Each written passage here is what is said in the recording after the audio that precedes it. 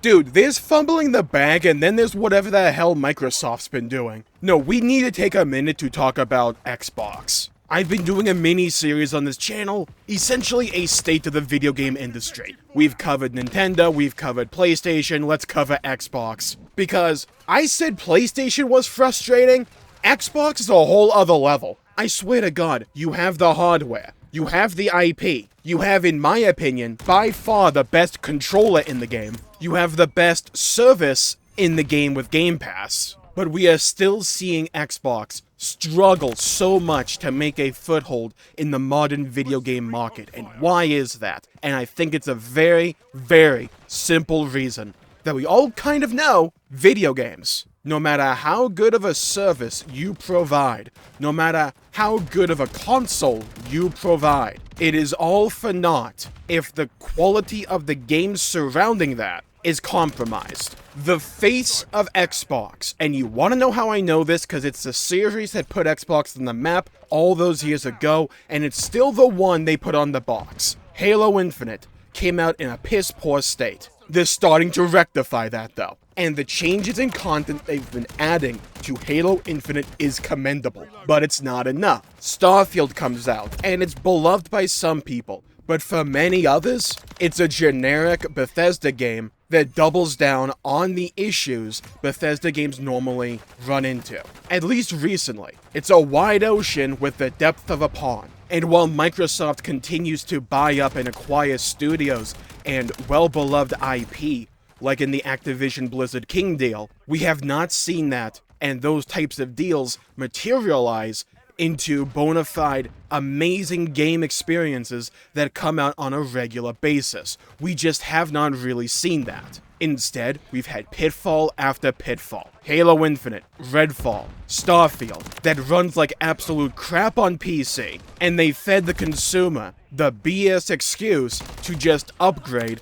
instead of actually doing good optimization for PC. And then for your new big $500 console, your grand release for 2023 is locked to 30 FPS. Every time Microsoft happens to stumble upon a win, or even a perceived win, it's immediately followed by a but, or a however. There's always a catch. And it's such a shame, because I want more genuine competition in the console scene. Because when competition exists, it's better for the consumer. But we're seeing Xbox sales absolutely plummet in certain regions like Europe, which, let's be honest, was never Xbox's strong suit. But for a company that has really good hardware, a massive list of IP that they can dwell and draw upon, and an excellent eye-catching service like Game Pass, they've forgotten the most important pillar of being a video game console company, and that is having the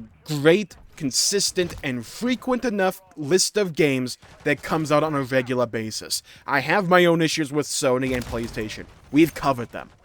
We've covered them even a few days ago. Most of their games feel far too similar to one another, and they don't make use of all the IP at their disposal. They suffer from a lack of variety. But the games that they do put out, even the few games they put out, are always normally excellent and well beloved. The quality of a PlayStation first-party exclusive is almost never in question. Spider-Man 2 comes out to thunderous applause and is well beloved. Final Fantasy XVI may not have sold all that well in the grand scheme of things, but considering the circumstances, I think it sold pretty dang well. But the popular consensus, at least in my experience, is that when these games come out, they are well beloved and they add up over time. Whereas the main draw for Xbox right now is their absolutely world-class backwards compatibility, which is good, and Game Pass, which is really good. But every time they're about to have that big game to come out to draw attention, to make you want to play it, it stumbles and falters one way or the other. And I wish Sony had Xbox's level of backwards compatibility. But you can't sell a new console for $500 or even just the S solely on backwards compatibility and solely on Game Pass. Xbox needs to put out consistent, high-quality games that don't always get followed up by a but or a however. Starfield's a cool game and a cool concept, but It's too big, but it's too much procedural generation. I don't want the console scene to devolve to just Nintendo targeting a certain demographic and then Sony targeting a different demographic. I want there to be a well-structured Microsoft Xbox console that consistently gets great game releases. We just don't have that. It has a good console, it has good variety, it gives the player good options. If you want a more powerful rig, you have the X. If you want a less powerful but cheaper option, you have the S. It has great services and accessories surrounding it, but it needs those good games. It needs a great Halo game. And I don't think just trying to retrofit Halo Infinite to be a good game will suffice. It needs good, consistent, varied game releases time and time and time again. And what they don't need is this PR BS, like this Ubisoft Assassin's Creed in-game ad pop-up that happened for some players, where you're playing the game and all of a sudden you get an in-game ad pop-up.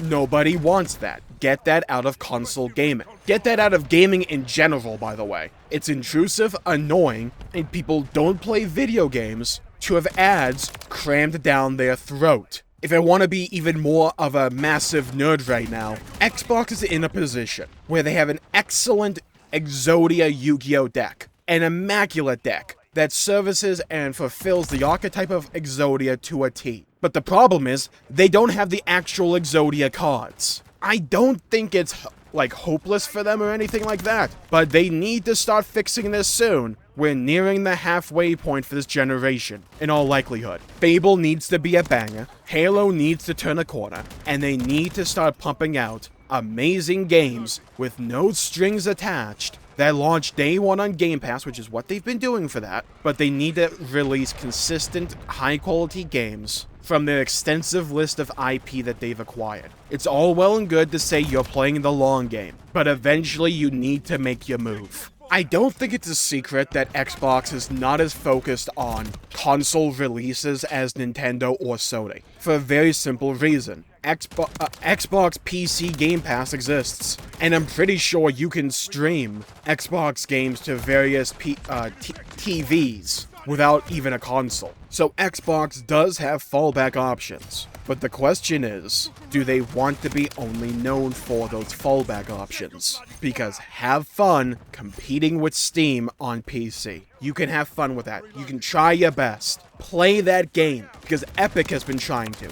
They've been pouring money at that problem, trying to tackle down that behemoth that Steam is, which we'll get to, by the way, and they have still yet to turn a profit. Steam is that monolithic on PC, but Game Pass is a really good incentive. It'll be interesting to see where Xbox goes from here. Personally, I don't see them making a deal like the Activision Blizzard King acquisition, when in all likelihood they would step out of the console market in a few years. I don't see that as a likely possibility. Could be a last desperate plea. I don't really buy that, but we'll see what happens. We will see what happens. And I think this is one of those moments where, the console wars infest online discourse like a plague. I hate the console wars argument. I hate that topic of conversation. I don't think as a consumer you should be rooting like a sports team for any of these plastic boxes. But if you're a Nintendo player or you're a PlayStation player, you should be rooting, in my opinion, for Xbox to get better and to act as a viable competitor to both Nintendo and Sony. They are not there anymore. They used to be, but they're not there anymore. But I want them to be. Because when there's genuine, healthy competition, then your favorite company, or the company whose console you own, will engage in practices to try and beat out the competition, which is beneficial to you, the consumer. Why do you think PlayStation put out the Portal?